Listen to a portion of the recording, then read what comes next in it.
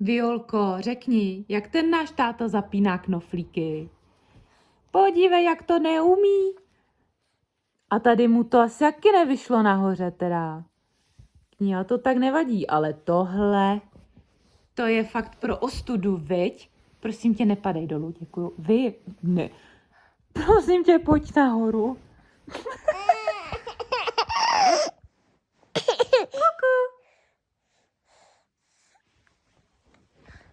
Čau. Budeme si udělat večeři? Jo. Dáme si ňam. Ne.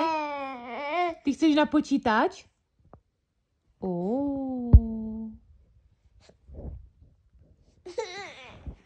Ne, nepadej, Bobinko. Tak jo, jdem si udělat véču. Čauky. Řekneš čauky svému budoucímu já?